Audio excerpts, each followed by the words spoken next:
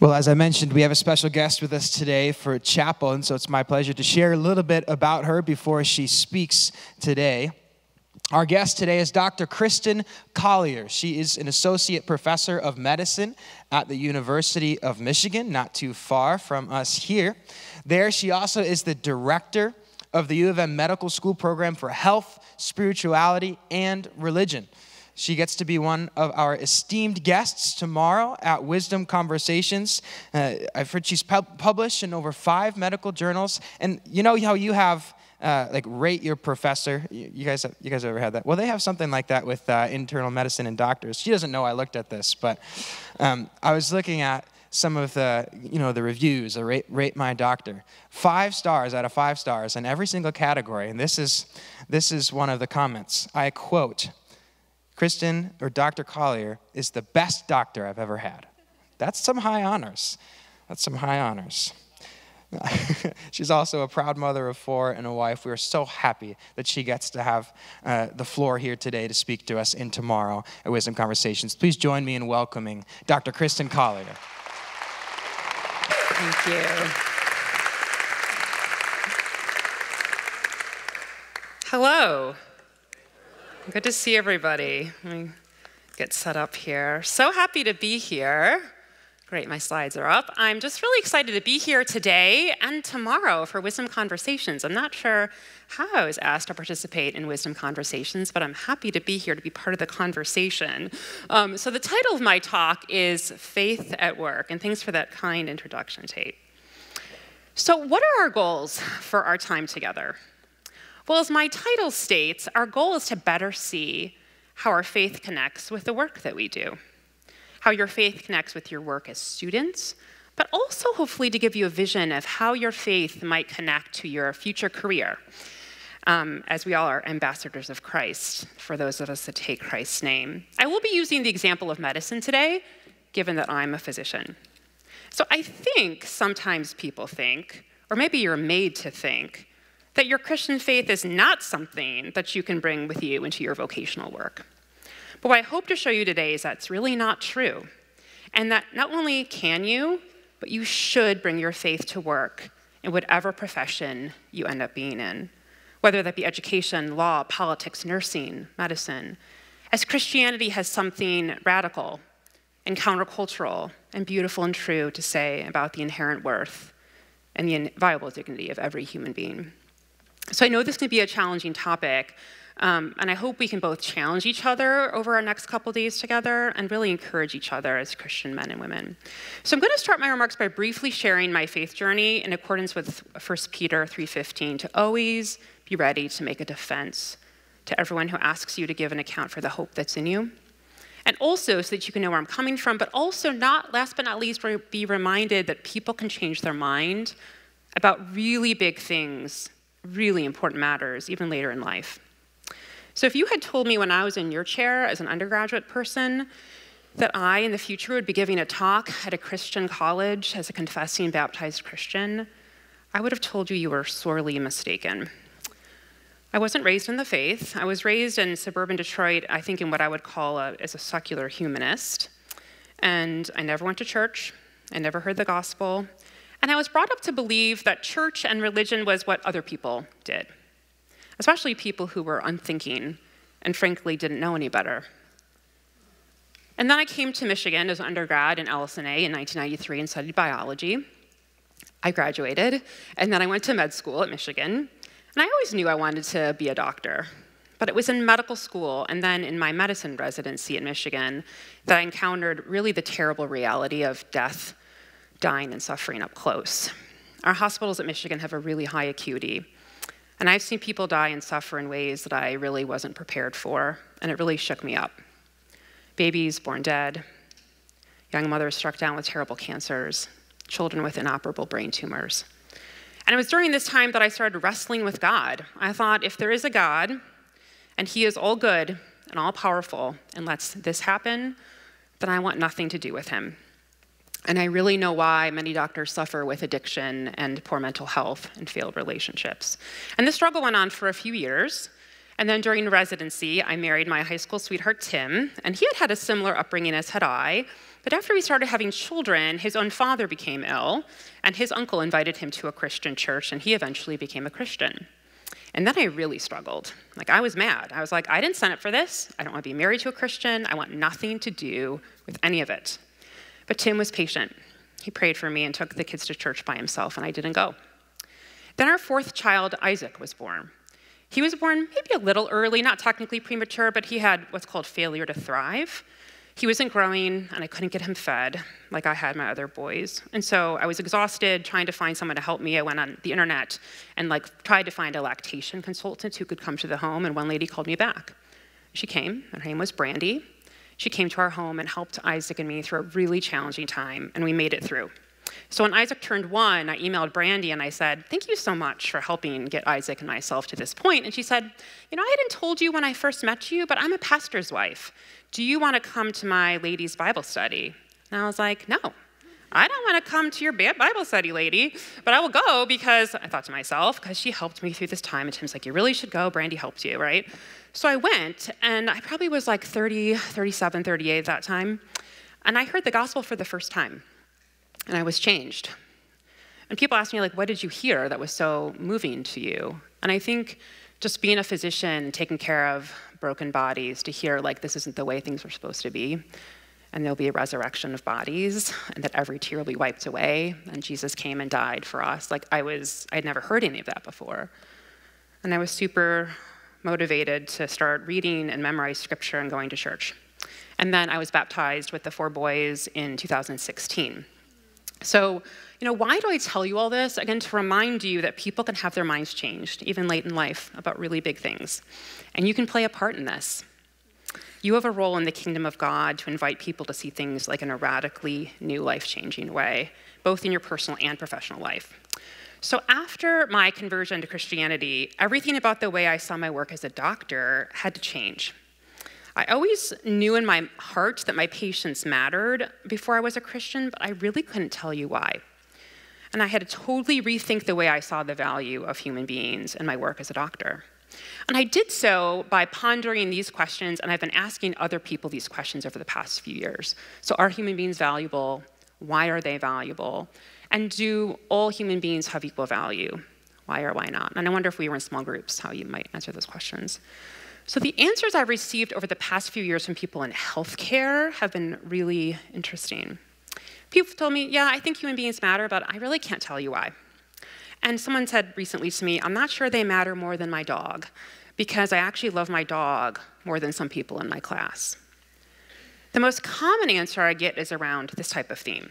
That, yeah, people matter, and they matter because of what contributions they've made to society. And then I ask responders, well, what if someone's made fewer contributions than somebody else? Do they matter less? Or what about someone who was born with cerebral palsy, or spent their whole life in bed or in their wheelchair, and haven't made the type of contributions to society you're talking about? Like, do they not matter at all? And what I've come to realize through these conversations, without a way to root human dignity in something metaphysical, we're going to have tiers, and we already have tiers of human dignity based on social convenience or personal preference, and this is and has already marginalized our most vulnerable members of our human family, our prenatal children, people with disability, people with advanced age, and the poor. With a properly God-rooted anthropology, though, we can look all these pictures with certainty and say, yes, these are all human beings worthy of being included in our moral sphere of concern. And claim boldly that if we, as people in society, and for me in healthcare, if we say that we commit to love and care for a person for their whole life, this is what their whole life looks like. There is no stage of biological human existence where we don't find human dignity, because from conception through death, all human beings bear the image of God. And I'm so thankful I've had this revelation now, and my entire work as a physician has been changed as a result of my encounter with the divine physician, Jesus Christ. And I now have a theology of medicine that's focused around, I would say, 3 big principles. First off is that I see my patients as being made in the image of God, and because of that, my work has inherent meaning. I'm not taking care of a bag of bones, or a diabetic, or a clump of cells. I'm taking care of the imago Dei, someone made by God, loved by God in his image. And because of this, I would say the physician-patient relationship is sacred space.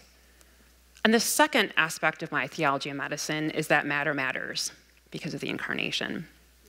We have a special dignity because we're human beings made in the image of God, and this dignity is intensified by God's assumption of human flesh in the incarnation. Bodies matter because Jesus Christ had a body, he has a body, and central to our faith are bodies. We're not going to be resurrected spirits, right? We're going to be people resurrected in glorified bodies.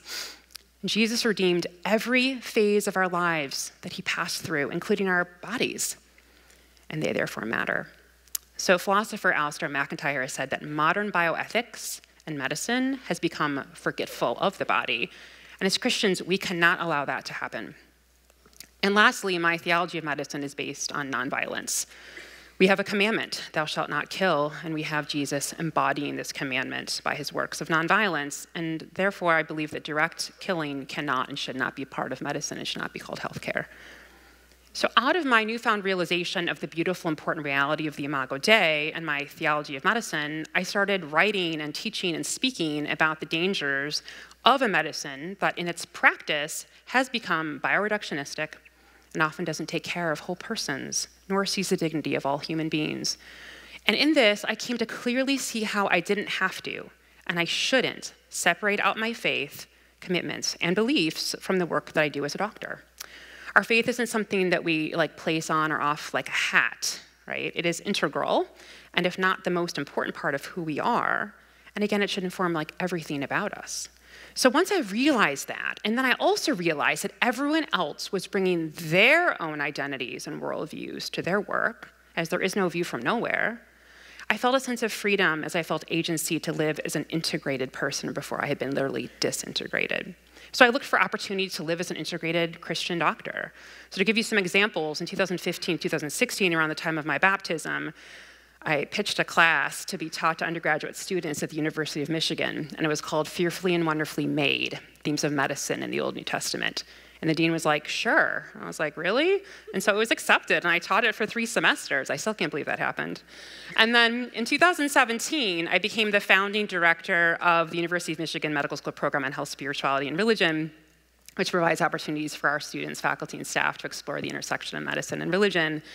And then I started writing and working on research projects for peer-reviewed journals on the need to integrate spirituality and religion for both physicians and medical students and nurses and patients. And it has become my research agenda. So one of the biggest questions I kept hearing from my medical students and trainees was I know I'm a Christian on Sunday, and I'm a doctor Monday through Friday, but can I be a Christian physician all the time? And my answer to that is yes. And they're like, well, what does that look like, right? So I also started mentoring and trying to help people understand what that looks like. And then I also wanted to have a public-facing arm of my work, so I started writing op-eds and pieces in the public domain about human dignity and issues that I thought were an affront to it. But living your life as an authentic Christian is often not without its share of challenges. So in the spring of 2022, I got this email from the deans. It was right around the time of the Dobbs decision, and I had been voted to be the speaker at our white coat ceremony, which is the big ceremony for our medical students where you get your white coat. It's the first day of school. And I accepted. But after my invitation, a petition was started that garnered hundreds of signatures in an effort to try to get me removed as the speaker because of my pro-life views that in part flow out of my Christian faith that were discovered on the internet. I'm on YouTube talking about, abortion. I'm on Twitter talking about abortion. So after a long ordeal, the university upheld my invitation to speak, but it was not without a cost. So I came up to the podium to give the talk, and as soon as I got there, about a third of the audience stood up and walked out. And mind you, I wasn't even speaking on abortion. I was like, welcome to medical school. So a video recording of this white coat walkout made national news. And overnight, I was outed as a pro-life medical doctor. But this is not about me. This is about the medical profession and human dignity. What was being revealed through this white coat walkout was that medicine has become a profession that does not value human dignity as it should. And the fact that I had to have a bodyguard and had death threats for standing up for life as a physician in medicine shows really just how far adrift the culture around medicine has become, and it's caused me to feel even more committed to making space for people with religious identities in the academy. So why do these things why did that happen? Well, because in part, I don't think we've made enough space for people in academic medicine and the academy at large with deeply held religious commitments that rightly inform their conscience. And so I wrote about this recently with my colleague Ben Frush, who's at Georgetown now. It's called Moral Diversity. We talked about in this piece, we have made, thank God, under the tenet of diversity, equity, inclusion, we have made progress for historically marginalized groups to be included, thank goodness. But we have not made equal progress for all types of diversity, specifically religious diversity, viewpoint diversity, moral diversity. And if we truly had a large tent where we had normalized the fact all along that people of various backgrounds, including religious ones or pro-life ones or both, were part of medicine, then the white coat thing maybe wouldn't have happened because people would just be used to people with different viewpoints on contested issues being part of the academy, and it would have been like, no big deal. So hopefully I've shown you how my faith has informed my academic work in a very tangible way, but I also want to give you some specific tips on how you can bring your faith into your lives like right now as students. So I know you're already doing this, but I want to first encourage you to build relationships with folks who think differently than you. So I would not have, I'm a pro-life person actually because of an invitation to talk about abortion with one person and the grace of God, but have invitations to talk with people who think differently than you. This really can be, I think, a beautiful opportunity to evangelize what you know to be true and help people think differently about big topics like human dignity and the reality of the gospel. I think that these thick discussions on challenging topics happen better, you probably know this to be true, in the context of a relationship. When people have known over time from your actions that you love them and care for them, then they're more likely to trust you when something really contentious comes up and you need to lean in on maybe some challenging topics. And the best way for folks to understand the shortcomings or possibly even frank incoherence of their position is to ask them questions, right? If you and your interlocutor both agree that ableism and racism are bad, then ask them, like, how do you root human dignity? And have them come to the realization over time that they can't argue a way out of these sins without having a way to root inherent human dignity. Is Oxford's Nigel Bigger writes in this piece, it's a really good piece, if I am, as a religious believer, going to succeed in persuading you, let's say an atheist, agnostic, or a different kind of a believer, of my moral view, then I'll have to show you that your view has weaknesses and problems, that these cannot be adequately repaired in your terms, but they can be repaired in mine. It's much more pedagogically effective for people to realize their own incoherence instead of you just telling them so. Also, build your network of what I call friendlies. So these, of course, are people who are like-minded and that you're in Christian community with, such as in your Christian groups and in your church. But also build your network of other friends and mentors and sponsors who support your right to be in the academy, even if they don't agree with your position. So when the white coat thing happened, I had faculty come up to support me who didn't agree with my stance on abortion. They were like, I think you're totally on the wrong side of this issue, Collier, but I firmly support your right to speak, and I will go to bat for you to defend you. Also, speak about what you're for, not what you're against. So I don't say I'm anti-abortion or that I want to take away this or that. What I do say is what I'm for, which is actually beautiful and true, I think, that I want to expand rights to the most vulnerable members of our human family, that I want to make more space for moms and babies in society. So to help you remember this, I just have a quick story of trying to talk about what you're for and not what you're against. Try to be pro-grandpa and not anti-donut. So if I were to pass around a box of donuts today and I would say, do you want a donut? And you would say, no. And I'd say, why? And you'd say, well, I'm anti-donut. I'd be like, what kind of person's anti-donut, right? But instead, if I pass the donuts around and I said, would you like a donut? And you're like, I'll pass. And I'll say, well, why? And you're like, I'm doing it for my grandpa. See, my grandpa just turned 70 years old, and for his 71st year, he wants to run a 5K, and he wants to run it with me. So we're trying to have a healthier diet. So I'm actually passing on the box of donuts for my grandpa. And people are like, oh my gosh, I love their grandpa, right? It's like the same. You declined the donut, right? But you talked about what you're for, which is your grandpa, right? So talk about what you're for.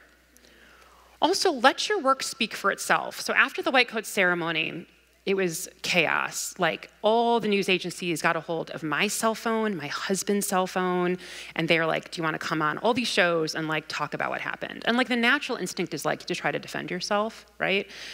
And you won't find me anywhere talking about it. And I thought about all the times that Jesus was silent and the space it makes for grace and mercy. And I don't think our responses should look like the world, frankly, right? So NPR reached out. They're like, do you want to comment on the piece? And I said no. And so they probably sent an intern to go find something about me, and this is what they wrote. They said, Collier is a frequent speaker and panelist on issues of bioethics and the role of spirituality in healthcare. On her Twitter, she's written about racism, ageism, and ableism, medicine, and advocated for better healthcare access for incarcerated people and residents of rural America. And I was like, that's fabulous. Like, I would never have been able to write anything about myself, right, that would have been as good as that. So let your work speak for itself. Again, your work will witness to the good, true, and beautiful.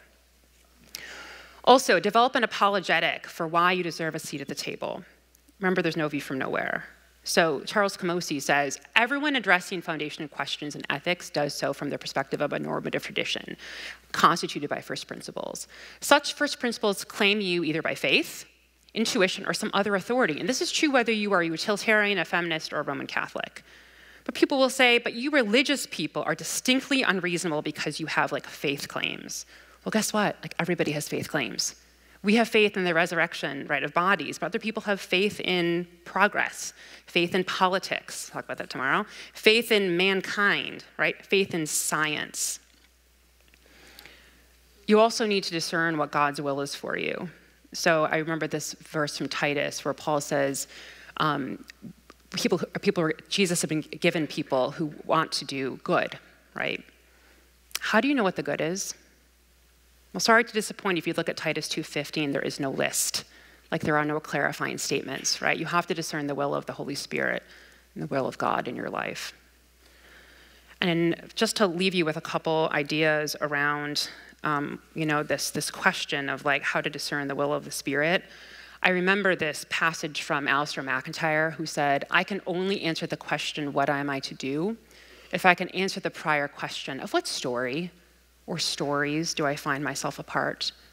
Look, remember that you are rooted in the most beautiful story that there is, the story of Christianity, right? The meta-narrative of creation, fall, redemption, and resurrection.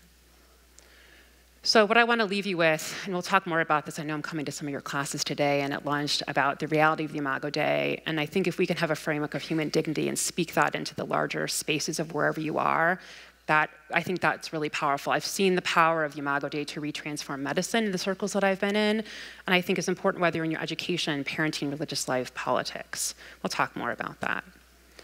So I'll leave you with this scripture. This is the one that probably came to my mind most during the white coat ceremony. In this world, you have trouble, but take heart. I have overcome the world. Thank you.